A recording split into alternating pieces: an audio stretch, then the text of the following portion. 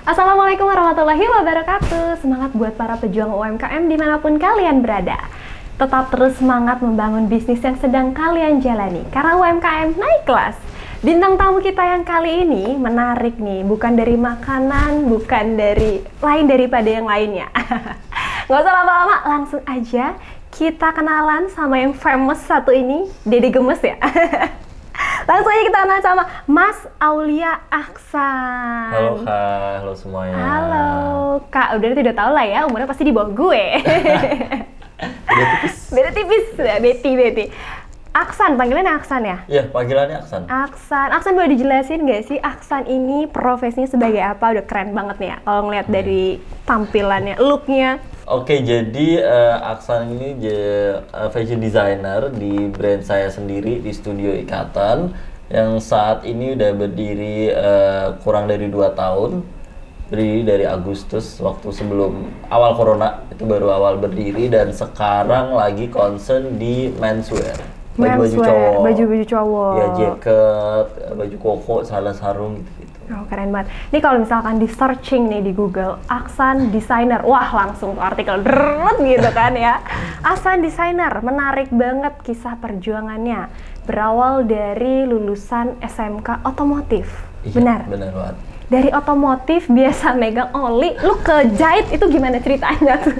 Jadi tuh kayak dulu tuh awalnya tuh udah belajar jahit tuh dari SMP Kak. Dari SMP tuh udah bisa jahit, bikin baju, jualan jilbab gitu. Jualan jilbab? Jualan jilbab aku SMP. Habis itu Anak SMP sudah jualan jilbab. habis itu waktu SMK kan disuruh orang tua untuk sekolah otomotif, karena kan kebetulan Aksan sendiri tuh tinggalnya di desa, dan mungkin secara mindset orang desa tuh ya anak laki-laki sekolah teknik aja ntar biar langsung punya bengkel atau enggak kerja di mana, di pabrik apa gitu ya, pabrik otomotif gitu. Cuma ternyata di Aksan nggak jalan prinsip kayak gitu, dan ternyata Aksan memilih untuk kembali lagi di passion Aksan, karena pas selama sekolah tuh ternyata kurang bisa mengikuti secara cepat gitu sih. Ya mungkin teman-teman semua udah langsung bisa servis ini semua segala macem, Aksan tuh cukup lambat perkembangannya. Jadi dari situ nyari banyak pelarian tuh, mulai dari hobi Aksan kayak hobi ngegambar, hobi ngedesain, karena dulu waktu sekolah tuh aktif juga di dunia olahraga. Dulu atlet lari. Atlet lari dulu tuh sering ikut kayak kejuaraan nasional, kejurnas gitu juga sering ikut, dan beberapa kali dapet juara juga. Nah dari situ makin galau pula kan, mau lanjut kuliah atau lanjut TNI atau lanjut apa, ini jadi makin bingung karena orang tua jadi makin ekspektasinya makin tinggi gitu kan. Endingnya di pertengahan sekolah itu Aksan memutuskan untuk concern di tiga-tiganya. Jadi tiga-tiga sekaligus? Ada momen ketika Aksan tuh siangnya di bengkel, sorenya latihan lari, malamnya ngejahit. Jadi keren kayak banget. sehari tuh harus bener-bener kecapai, karena kan Aksan ada coachnya. Jadi tiap hari tuh harus ada target berapa kilometer atau kecepatannya harus berapa gitu, harus ada Kak. Jadi mau nggak mau kan tiap hari harus ngejar tuh, tapi magang di bengkel nggak bisa ditinggalin, pesanan jahitan nggak bisa ditinggalin juga. Jadi kayak oke, gue bisa. Abis itu setelah itu makin lama kelamaan makin mau lulus baru tuh teman-teman semua yang lain pada ribut nyari kerja kesini kesana. Itu Aksan nggak nyari kerja sama sekali. Aksan cuma tinggal nerusin aja deh di dunia jahit menjahit. Jadi dulu udah mulai concern bikin konveksi kecil-kecilan, punya karyawan 1 dulu. Habis itu ternyata jiwa wirausaha Aksan masih belum kuat, namanya masih anak baru lulus, masih labil, jadi secara tanggung jawab tuh masih belum ada gitu. Akhirnya memutuskan untuk hijrah ke Jakarta dulu. Ke Jakarta setelah ikut kompetisi dari hijab look di RCTI. Hijab look. Iya, jadi gimana nih gue hari ini ya, San? Bagus banget. Bagus. Jadi lanjut tuh. Kenapa Aksan bisa ikut hijab look? Jadi 2015 itu Aksan udah ikut sering lomba gitu Kak. Dan kebetulan yang Aksan selalu bikin tuh baju modest wear, baju-baju hijab gitu. Dan ternyata dilirik lah dari pihak RCTI untuk jadi salah satu finalis dari hijab look. Habis itu kompetisi itu berjalan, alhamdulillahnya jadi juara 1. Dari situ menambah Aksan lagi untuk di gerbang fashion lagi. Jadi Aksan memutuskan untuk pertama kalinya tuh kerja di desainer. Karena menurut Aksan ketika Aksan nggak punya background fashion, nggak punya background sekolah fashion, akan sangat kurang ketika Aksan kayak langsung jualan, kayak langsung bikin bisnis. Itu menurut Aksan kurang karena fashion tuh nggak kayak langsung jualan apa gitu loh, karena kayak mungkin jualan makanan atau jualan bisnis lain. Dia tuh harus mempertimbangkan tren fashion, abis itu kayak manipulasi fabric, pokoknya tipe-tipe bahan yang harus kita ketahui. Itu banyak hal gitu, termasuk styling lah, pokoknya banyak hal yang ternyata tuh perlu dipelajarin. Nah, endingnya setelah hijab look itu Aksan memutuskan untuk kerja di Itang Yunas. Itang Yunas tuh dia salah satu brand fashion juga, di modeswear juga. Habis itu kerja di situ cukup punya nggak nyampe 2 tahun. Habis itu baru memutuskan untuk bikin brand sendiri. Akhirnya baru memutuskan untuk bikin brand sendiri. Iya, benar banget. Oh, berarti memutuskan untuk bikin brand sendiri tahun 2000, pandemi itu awal-awal 2020. Berarti dari 2005 perjalanannya sampai menuju 2020. Iya. Wow, prosesnya cukup panjang itu ya. Itu struggle banget sih, karena tuh proses Aksan kan ya itu tadi udah ditentang keluarga. Habis itu mungkin secara teman-teman juga jadi skupnya kecil. Habis itu banyak kayak drama-drama kayak Aksan harus milih inilah, itulah segala macem. Jadinya ya banyak terkorbankan passion Aksan ini, dan endingnya waktu lulus sekolah di 2017 baru bisa memutuskan kalau oh ini pilihan Aksan gitu. How do you feel? Maksudnya gimana sih perasaan lo begitu lo milih kayak gue fashion nih gitu? Kan lo kan ada 3 kan? Otomotif, atlet, dan fashion. Apa yang lo rasain kayak lo, kenapa lo ngerasa klik banget di fashion? Jadi tuh itu dulu pernah Aksan mendam kan setelah Aksan lulus sekolah tuh Aksan udah hopeless banget nih dengan berbagai angan-angan Aksan nih angan ya kan.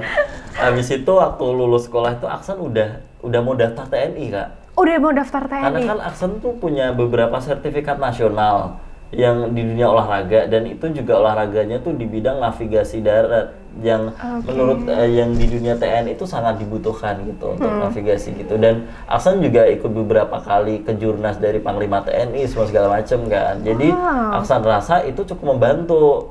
Nah, dari situ kegalauan juga karena almarhumah ibu juga pengen juga anaknya ada yang jadi TNI atau apa segala macem. Makin galau kan itu, mau passionnya atau keinginan orang tua lagi atau gimana nih, gue makin bingung kan. Habis itu setelah lulus itu pas mau daftar TNI itu tuh tinggal daftar online tuh, berkas udah dikumpulin, udah nyari udah semua rapih lah ya. fisik semua, pokoknya tuh sampai kayak tiap hari tuh lari kayak hitam dekil gitu lah ya kan. Habis itu kayak tinggal ngeklik nih daftar online gitu kan. Itu di saat itu juga tuh ternyata langsung gak jadi. Aku sama temen aku kan kayak tinggal ngeklik tuh kayak gue langsung bilang gini ke teman gue, kayaknya ini bukan gue deh, kayaknya ini bukan yang ada di hati gue. Jadi semua pengorbanan gue yang gue latihan fisik, berkas-berkas yang gue kumpulkan, legalisir semua segala macam tuh di saat itu pun, di detik itu pula langsung aku cancel. Jadi memulai dari awal lagi untuk mengejar passion aku di fashion. Lo ya butuh mikir beberapa detik doang saat itu. Kayaknya bukan gue deh itu gitu. Kayak klik gitu loh, Kak, kayak langsung. Nggak, maksudnya bukan dipikirkan, ada orang yang dipikir jauh-jauh hari, bener nggak ya, ini nggak ya, tapi itu enggak ya? Jadi tuh dari beberapa hari sebelumnya tuh udah agak ragu, kok gue kayaknya nggak bakal bisa bahagia ya kalau gue memilih ini ya. Sedangkan mungkin dulu almarhum ibu gue setuju dengan ini karena keinginan gue yang mungkin bisa membuat gue bahagia. Dan ternyata pas gue mulai jalannya kok gue nggak bahagia ya. Jadi dari saat itu juga kayak, wah kayaknya ini bukan gue nih. Jadi langsung di detik itu juga langsung cancel. Dan ternyata keluarga tuh malah setuju banget untuk cancel. Karena, kira setuju. Karena kelihatan gak sih, Kak, kalau mungkin kayak dia ngerjainnya dengan tekanan, atau dia ngerjainnya kok nih orang nggak enjoy gitu. Walaupun kalau di fashion kan meskipun secapek apapun kan dia Aksan tetap enjoy kan. Ya walaupun dia begadang sampai gimana tetap enjoy. Cuma ternyata pas di fashion ini kok nggak klik ya. Jadi keluarga juga oh ya udah nggak apa-apa, karena kayaknya juga kurang passionate di situ, akhirnya memutuskan untuk bikin konveksi tadi. Akhirnya bikin konveksi. Dan ternyata masih failed juga. Masih failed. Waktu itu konveksinya langsung ada karyawan atau gimana tuh? Ada karyawan sama bapak ibu ikut bantuin. Ikut bantuin juga. Akhirnya disetujuin, disupport lah ya. Disupport. Tapi ternyata Aksannya belum punya jiwa wirausaha yang kuat. Jadi secara tanggung jawab tuh masih kayak anak remaja gitu loh, kayak masih pengen main, masih pengen main HP segala macem gitu, dan ternyata masih fail kan. Abis itu izin ke orang tua untuk kerantau di Jakarta yang tadi untuk bertarung di Hijablog tadi, dan ternyata alhamdulillahnya jadi pemenang dan punya karir lagi di fashion. Oke, berarti di Hijablog jadi pemenang. Juara pertama. Wah, keren. Berarti tuh awal mula karirnya ya. Iya. Terus setelah itu berkembang lagi? Setelah itu berkembang, Aksan mencoba untuk kerja di desainer yang Aksan ceritain tadi, karena kalau nggak punya background tuh Aksan salah satu yang metode Aksan cari ilmu ya kerja di orang. Karena Aksan nggak bakal bisa nemuin ilmu-ilmu styling tuh di Google, ilmu-ilmu cara bikin motif tuh di Google, itu nggak bisa. Dan ternyata Aksan harus cari experience-nya di kerja di orang. Kerja di orang. Iya. Berarti emang bener-bener lu nggak ada sekolah atau kursus? Nggak ada. Udah lu ikut kerja sama orang? Iya, bikin pola pun ya udah dari Google aja. Dari Google? Dari Google. Padahal kan menjahit itu yang paling susah itu ada bikin pola. Paling susah, karena dulu tuh Aksan belajar jahitnya tuh setahunan lebih. Setahun lebih? Sampai jadi satu dress itu lama banget. Satu dress bisa setahun? Karena tuh dulu Aksan tuh bermulanya tuh ngededel bajunya kakak Aksan gitu loh. Aksan belat polanya, terus Aksan coba jahit lagi gitu. Oh, bener-bener jadi pola satu baju dibongkar semua, terus dijahit lagi? Iya, gitu. Oh, gitu. Jadi karena proses belajarnya otodidak, jadi gue ngerasa kalau otodidak tuh lebih passionate sih Kak, karena tuh kita tuh mainnya intuisi gitu loh. Jadi meskipun secara komposisi kalau seumpamanya kalau secara teori, oh ini harusnya komposisinya berapa persen, tapi kalau pakai intuisi tuh mainnya tuh kayak, oh ini nggak pas nih, oh kayak ada feel yang beda gitu, biasanya kayak gitu. Sama halnya kalau Aksan ikut kompetisi gitu, biasanya secara feel juga beda. Cara kayak seumpamanya nih, ini bikin jaket kayak gini, sama-sama bikin jaket, tapi nanti jalan kerjanya tuh bisa beda. Kalau lo biasanya pasang tangan dulu, gue bisa pasang badan dulu atau apa dulu. Oh, gitu. Cara kerjanya ya. Karena kan Aksan kan bukan by teori, jadi by praktek. Jadi ada beberapa step yang kok lo nemu sih step kayak begini gitu. Oh gitu. Karena kadang tuh Aksan makainya cuma nalar aja. Kayak kadang dulu bikin baju, ya udah asal potong aja, dinalar aja gitu. Hanya bermodal nalar dan intuisi aja. Oke. Karena theater of mind berarti ya, kayak ngebayangin ya. Iya. Oke, ini gitu ya. Sama halnya kayak bikin ini juga. Oh, ini produksi sendiri nih. Iya, produksi sendiri. Ini juga nali-nali kayak gini kalau secara konsisten kan emang harus diukur kan. Tapi kalau dia pakai intuisi, mau sambil ngapain, dengerin musik segala macam, bisa aja. Inspirasi lo dari mana sih biasanya kalau ngedesain? Inspirasi sih biasanya banyak dari beberapa majalah sih, kayak Vogue, Bazaar gitu. Oh, cuma lebih seringnya kalau trend fashion sih di Vogue. Cuma kalau di Indo, Aksan lebih seringnya kayak nonton Instagram Fashion Week gitu. Berapa tahun ikut kerja sama orang? 2 tahun? 2. Berarti selebihnya explore sendiri? Explore. Random gitu. Random. Dengar-dengar udah banyak dilirik desainer-desainer terkenal di Indonesia nih. Boleh dong di-spill. Ini sih karena dulu sempet dimentorin sama Kak Ivan Gunawan. Sempet dimentorin? Iya, jadi berapa lama? Waktu Hijablog.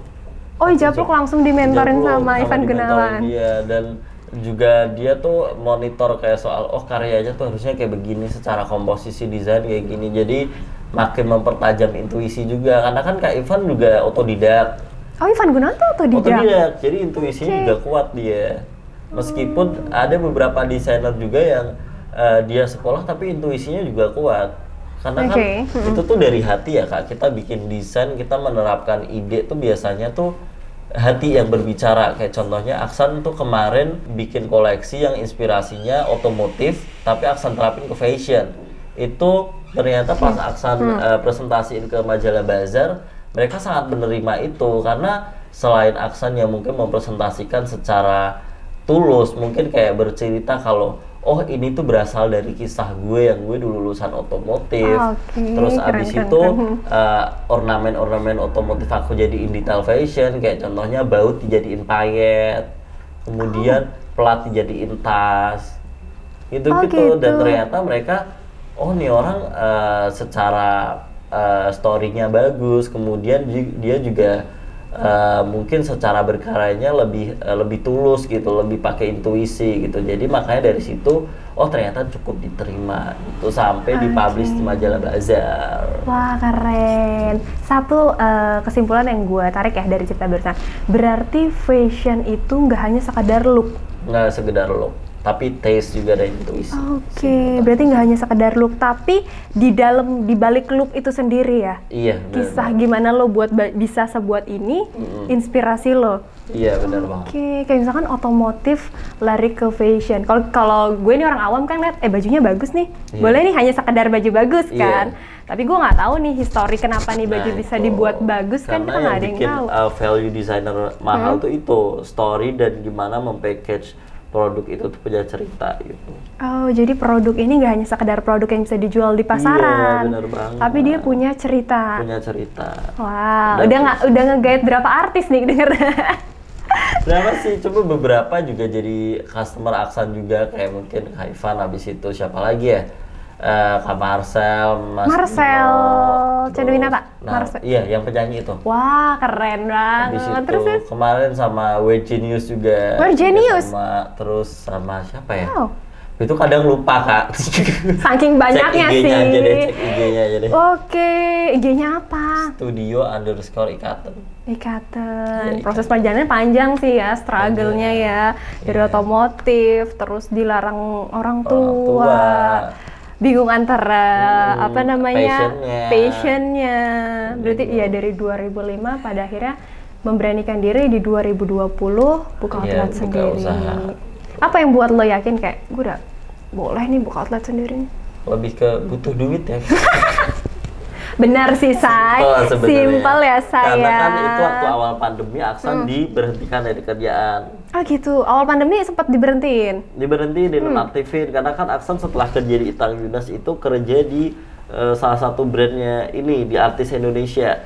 Di Artis Indonesia? Iya, salah satu artis Indonesia. Oh, salah satu artis Indonesia? Iya, jadi desainer ya. Jadi Aksan tanggung jawab untuk ngedesain produksinya, dan ya mungkin kayak nego semua segala macem, itu jadi tanggung jawab Aksan. Dan ternyata pas baru rilis produknya malah pandemi. Wow. Sedangkan itu produk hijab juga. Produk hijab juga? Dan baju koko. Jadi kan pasti langsung slow, langsung down ya Kak itu kan. Karena jadi, awal pandemi itu semua down pasti down ya. Semua. Jadi secara penjualan ini, jadi secara perusahaan juga. Karena kan dia punya perusahaan media gitu. Jadi karena kan event-event juga close, jadi semua penghasilan perusahaan jadi down. Jadi endingnya ada pengurangan karyawan tadi. Oke, jadi akhirnya lu adalah salah satu terdampak pengurangan karyawan. Dan endingnya mau nggak mau harus bikin usaha, karena ternyata tuh ada potensinya. Karena waktu itu abis dapat mentoring dari Kemenperin, dari Kementerian Perindustrian, untuk bikin bisnis kecil gitu soal fashion kan. Dan karena dilatih sama Lasalle College juga secara bisnis, jadi abis itu dapat tuh inspirasi produk-produk yang ternyata modalnya dikit tapi secara harga bisa tinggi gitu. Produk pertama Studio Ikaten itu upcycle dari baju bekas aku. Oh, baju bekas? Baju bekas, jadi itu tuh aku cuma modal berapa ya? Mungkin 20.000. 20.000? 20.000. Oke. Karena itu baju bekas, dan ternyata secara potensi Aksan sendiri bisa bikin manipulasi fabric, pokoknya beberapa tipe-tipe tekstil gitu ya Kak. Dan ternyata dari situ Aksan coba twist dengan kemampuan Aksan sama identity Aksan, terus bikin dari baju bekas. Pas Aksan coba di Instagram, ternyata langsung laku. Langsung laku. Iya, itu bisa. Siapa tuh yang pertama kali beli? Masih ingat Temen nggak? aku. Oh, teman sendiri. Temen desainer juga. Teman desainer juga. Temen desainer juga. Oke. Karena ya mungkin dia kan tahu di tipe-tipe cara jahit, cara manipulasi fabric gitu ya. Jadi secara itu dia appreciate karena itu cukup, menurut dia cukup worth it dengan harga 200.000. 200.000. 200.000 dulu pertama kali jual, dan ternyata dari situ mulai berkembang sampai dapat kolaborasi sama Kebun Raya Bogor buat jadi official merchandise-nya. Wah, Terus abis oke. itu dapat beberapa buyer juga gitu. Sempat juga mungkin jualan di beberapa e-commerce juga. Oh, keren banget, Aksan. Gara-gara cerita itu tadi, karena tuh Aksen coba kuatkan di story-nya, kemudian makna fotonya, makna motifnya itu tuh Aksen coba bikin story, dan ternyata audiensnya kena gitu. Oke, bicara mengenai makna story. Pakaian yang sedang lo gunakan hari ini, makna story-nya apa nih? Jadi ini tuh inspirasinya dari motif wajik. Wajik. Kue wajik. Kue wajik, oke. Iya, itu kan di Jawa sangat sakral ya, kayak yang sering dipakai buat kalau di acara tuh acara nikahan gitu biasanya pakai wajik. Nah dari situ tuh Aksen coba interpretasiin ke dalam baju menswear. Dan Aksen coba bikin bentuk shape yang mungkin masih cukup diterima di badan-badan yang mungkin dia cenderung terlalu kecil. Kalau Aksen kan badannya kecil banget ya Kak. Dengan tipe cutting oversize kayak gini nih cukup memanipulasi. Nah dari situ mulailah ketemu ternyata jaket ini cukup diminatin gitu. Karena secara shape, secara bentuk tuh dia cukup modern dengan cerita dia yang terinspirasi dari wajik tadi. Dari wajik, sesimpel itu Dari ya. Dari wajik, Dari keren wajik. banget sih San. Oke, tadi kan dari wajik ya. Terus Aksan juga udah memiliki beberapa partner ya. Partner selama ini, sampai sejauh ini berapa partner San, kalau boleh tahu? Sekarang sih di workshop ada 4 sih. 4 partner, Iya. dengan desainer Indonesia. Partner Partner di workshop bisnis. atau? Bisnis, Partner workshop bisnis boleh. sih, kalau yang di workshop sih ada 4. Cuma sekarang sih partnernya lagi partneran sama Kebun Raya Bogor sih. Kebun Raya Bogor, Iya. itu sebagai Kayak consignment gitu sih. oke. Buat merchandise-nya aja. Merchandise-nya. Iya. Jadi kalau teman-teman semua main di Bogor itu bisa dijumpai di Olive Store di Kebun Olive Raya Bogor. Store, Kebun Raya Bogor. Iya. Boleh tahu nggak sih omsetnya sampai sejauh ini kira-kira berapa sih desainer muda kita ini? Tar dulu, spill dulu. Aksan ini kalau nggak salah usianya masih di bawah 25 tahun ya? Iya, 23. 23 benar, 23 tahu berapa nih? Bentar lagi 24. Oh ya boleh lah disebut 23-nya aja lah ya. 23 dulu. 23 tahun sudah punya outlet sendiri, berkarir sudah dari 2005. Iya. Emang keren banget sih San ya. Pasti orang tuh bangga banget sekarang ya San ya. Insya Allah. Insya amin pasti Amin, sih. amin. Berarti stay di Jakarta? Di Sragen. Oh Sragen. Iya, jadi kalau di Jakarta tuh kalau ada acara fashion show, ngisi talk show atau beberapa event lain sih. Wow, udah ngisi Baru. talk show kemana aja nih? Ya ke situ-situ aja. Yang terakhir baru ngisi di Muslim Fashion Festival Oke. bersama Direktorat SMK Kemendikbud. Kemendikbud. Iya. Wah. Kalau fashion tuh kan punya genrenya ya? Iya. Iya nggak sih? Kalau Aksan sendiri, genre fashionnya? Aku lebih ke menswear. Menswear. Menswear aku tuh lebih ke casual sporty masuk. Kalau formal juga masuk, tergantung item yang dipakai. Oh tergantung item yang dipakai. Fleksibel lah ya. Fleksibel. Bahkan ini dipakai cewek pun bisa. Oke. Karena kan katanya oversize, dan sekarang tuh lagi trennya tuh balik lagi di 80s kan. Jadi oversize tuh lagi in banget. Apalagi celana-celana yang mungkin kepanjangan, gombrong itu bakal kembali lagi. Jadi untuk baju cowok ini bisa dipakai cewek juga. Oke. Tadi kan berarti ini ke artis. Sampai sekarang yang paling lo kagumin, yang akhirnya, wah akhirnya gue bisa jual baju ke dia nih. Artis siapa nih kalau boleh tahu?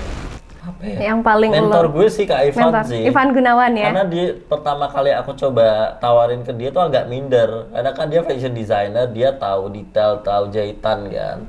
Pas aku coba kirimin katalog, dia ternyata malah langsung beli 3. Beli 3 Langsung sekaligus. beli 3. Itu kayak waduh, dan nggak berhenti di situ juga, beli lagi gitu.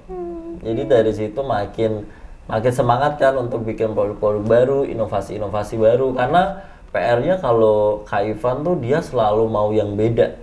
Kayak contohnya, Dek bosen nih makremnya kayak gini, ganti gitu.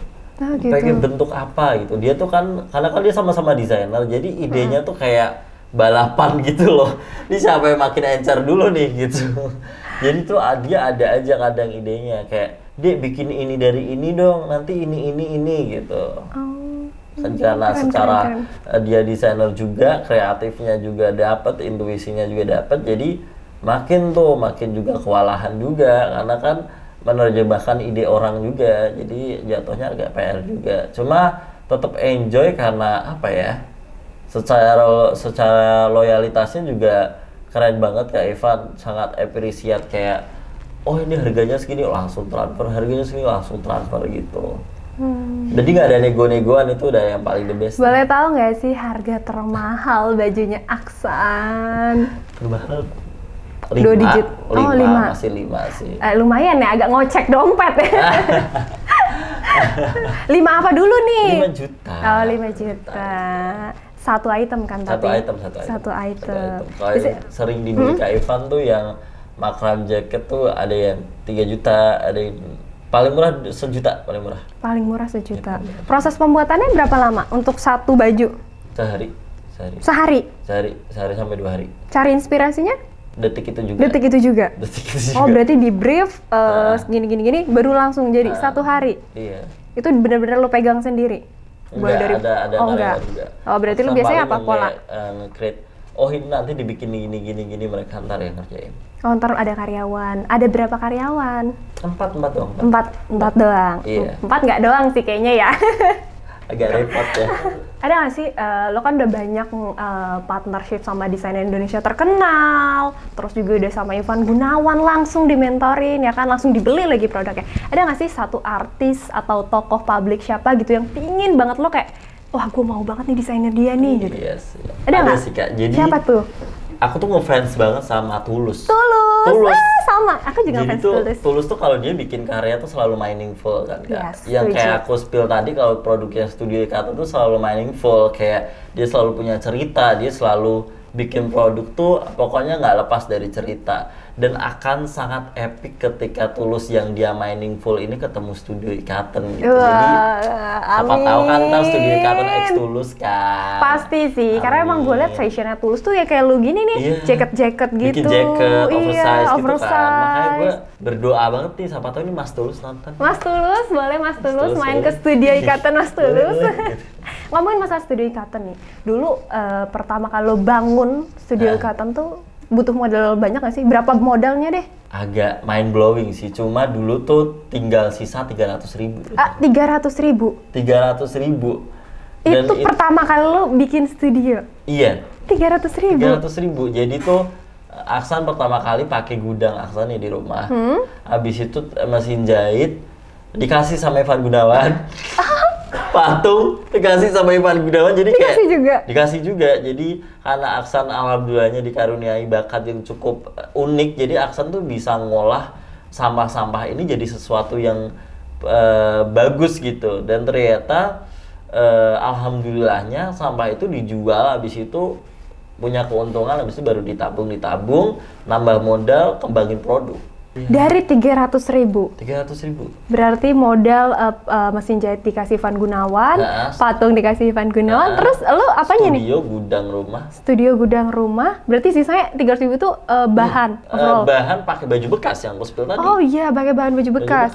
Paling 20, gue pakai waktu itu ingat banget 20.000 buat beli kanvas, atau 60.000 gue lupa. Abis itu buat iklan sisanya. Sisanya buat iklan? Iklan.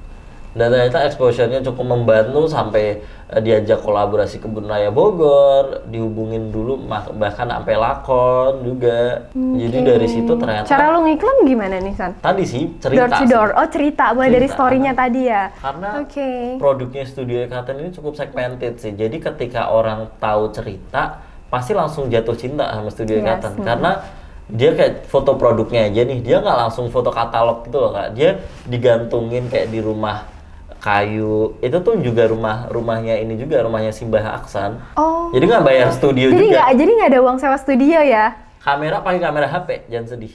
Ah, pakai kamera handphone. Ada handphone. Oh, Jadi berarti bener-bener foto manual biasa pakai manual. kamera handphone. Iya. Wah. Dan dari situ kan lebih terlihat jujur dan meaningful ya kak. Yes, benar Karena dari sih. situ audiens ternyata lebih appreciate ketika Dan di situ lo bercerita. bercerita kalau oh ini tuh dibuat dengan tangan, prosesnya itu kita ceritain dan ternyata audiensnya nangkep. Jadi makin itu diminati dari situ. Oke. Baju yang paling menurut lo effort banget buatnya ada nggak? Effort Kayak banget benar-benar sih. kayak wah ini bajunya butuh effort atau perjuangan deh. Kalau di studio Ikaten sih nggak ada karena ini Nggak ada. kan Aksan udah suka ngikat-ngikat kayak gini. Tapi yang waktu itu buat Herpes Bazar itu sih. Jadi itu tuh aku effortnya sampai plat nomor itu Aksan tetel. Plat nomor, Plat nomor motor. itu Aksan lepas, Aksan jadiin tas. Terus habis itu jin Aksan tuh Aksan jadiin dress. Sampai Jeans. Aksan udah gak punya jeans sekarang. Berapa pakai jeans tuh? Berapa Aksan tuh banyak? sampai bikin donasi jeans di Instagram buat bikin satu koleksi. Buatin satu koleksi. Karena sampai biddingnya ini payet-payetnya tuh dari baut kayak. Bener-bener dari baut. Ngejahitnya baut gimana ya? Tempel. Iya tempel. Oh, tempel. Kan Aksan sampai bikin kemben dari jok motor. Kemben dari jok motor. Iya. Dan jok motor kan tebel ya. Iya, Mesin jahitnya tuh itu kan harus pelan banget dan ngejahit tangannya itu sampai Oh, berarti jahit sampai tangan pada juga? luka tangannya. Karena kan keras ya, dia nggak kayak kulit kan. Dia bener-bener sintetis tapi yang tebel gitu kan. Dan itu PR-nya itu tersusah sih menurut Aksan sih. Iya susah banget sih ya motor Iya. yang biasa kita duduk dipakai di baju. Dan itu jok bekas Tapi yang keren lebih keras banget lagi. Aksan. Jadi kembennya jok motor, tasnya apa Plat namanya? nomor. Plat nomor, Jadi dressnya pakai jeans bekas. dressnya jeans bekas. Ada 6 look waktu itu. 6 look. Iya 6 look. Oke, yang pertama motor, terus ada apa lagi tuh?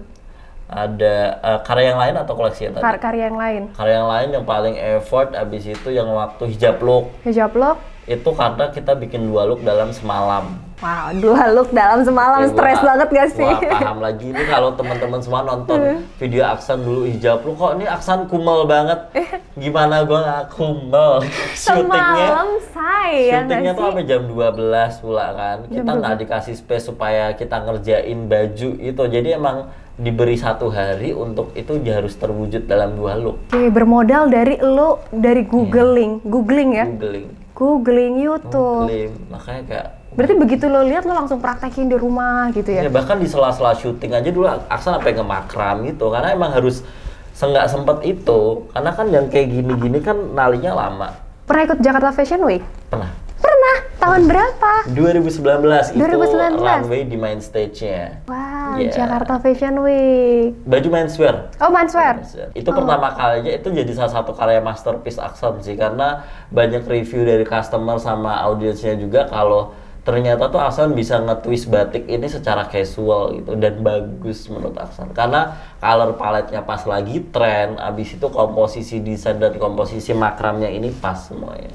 Wah, keren. Iya, jadi sampai masuk Femina, Folio, Majalah Dewi gitu. Oh, udah sampai masuk ke sana ya? Iya. Oke. Jadi waktu abis JFV itu cukup jadi gemuran karir juga sih karena orang yang mungkin awalnya underestimate Aksan tuh ternyata langsung kaget gitu dengan karya itu. Keren banget sih San ya. Kalau orang tuh butuh sekolah yang bener-bener mahal banget ya, sekolah Mahal desain ya. banget, ratusan Mahal juta. banget, ratusan juta. Tapi nih Ahsan bermodal hanya googling dan YouTube. Iya. Bisa sahabat ini Jakarta Fashion Week udah digarap. Terus Muslim ya. Muslim Fashion Festival udah, abis Terus itu Indonesia Fashion Week udah. Indonesia Fashion Week udah. Terus apa lagi? Ya, Fashion Festival, Fashion Festival. Jogja Fashion Week. Pokoknya ada beberapa Fashion Week di Udah Indonesia. hampir. Bahkan Fashion Nation di Senayan City juga hampir show karena gagal pandemi. Habis itu di Plaza Indonesia pun juga hampir show di situ. Hampir show juga di situ. Gagal pandemi lagi. Ya Jauh deh. ampun, semoga ini kan kita udah vaksin ketiga nih, Iya. sudah booster. Semoga yang soon ya. ke-pending bisa terlaksana Amin, nanti ya. amin. Jadi undang-undang dong kalau lagi fashion, biar kita Boleh. nonton karya-karyanya Aksan. Nanti langsung jadi guest host-nya ya. Yeay. Ada nggak event terdekat ini apa nih? Event terdekat ini lagi concern rilis koleksi baru sih, karena Rilis Fashion koleksi, Week ya. kemarin udah, Indonesia Fashion Week udah, Muslim Fashion Festival udah, paling cuma tinggal nunggu JFW sih. Berarti udah persiapan lah ya dari sekarang. Ya lagi sun koleksi aja dulu. Oke, ditunggu loh koleksinya lo Aksan Iya. loh. Bakal ada resort kayak setelah ini. Wah, keren. Karena kan orang habis liburan kan harus, pokoknya habis hari raya, puasa kan liburan ya. Jadi nanti bakal ada beberapa koleksi resort gitu. Yang paling menarik sih motor ya. Motor Wah, sih, lu ada ini lagi nggak sih kayak wah menantang nih daun kah gitu, daun nggak tuh? Apa ya, paling sun sih kayak bikin kombinasi ini lagi sih, otomotif lagi Otomotif sih. Cuma lagi. twistnya lebih feminim lagi. Lebih feminim. Karena kan itu kontradiktif ya, antara otomotif tapi kok feminim. Iya, sebenar sih. Dan Sangat Aksan kontradiktif pernah banget sekali malah. dapat formula itu dan berhasil. Iya. Dan Aksan pengen ulang lagi. Keren sih, Jadi dikembangin sesuatu lagi yang ya. lebih ready to wear gitu. Wah, keren banget sih Ahsan. Jadi kita bisa narik kesimpulan nih bahwa kalau memang bener-bener niat mau sukses, mau belajar, tekun ya, nggak harus bermodalkan banyak uang. Sekolah yang di sekolah yang ternama, Iya. ya boleh sih ya, sekolah Boleh, di ternama boleh. itu boleh banget. Cuman yang paling penting itu adalah niat nggak sih? Iya, sama tekad sih, sama Tekad. mau berjuang sih. Karena kalau kita udah kayak seumpamanya dikasih modal segini sekian ratus juta, tapi secara tekad dan daya juangnya nggak ada, terus secara intuisinya nggak dapet, itu juga nggak jalan juga kak. Lo udah keturunan nggak sih San? Desainer atau bisnis? Keluarga? Basicnya sih keluarga sih jual beli, itulah hasil bumi kayak gitu loh. Kalau di desa tuh namanya kayak bakul kacang, bakul gabah gitu. Oh gitu. Laksan kan dari Jawa. Berarti emang desain itu udah nggak ini sama sekali ya? Nggak ada? Makanya waktu For dulu the first masuk, time di keluarga lu nih? first time waktu dulu Wow. di kota malah. Karena waktu itu waktu pertama kali masuk TV tuh heboh Seragen. Ya iya dong, Ini masuk siapa TV nih nih. manusia? Ini tiba-tiba Seragen masuk. gitu Orang kan. Seragen ada di TV gitu Iya, ya? langsung shock gitu. Dari situ banyak appreciate, banyak yang kaget gitu. Wah, pulang diarak nggak? Nggak ya? Asal pulang. Kayak digerebek kayak rasanya diarah. Enggak sih, itu biasa. Enggak ya?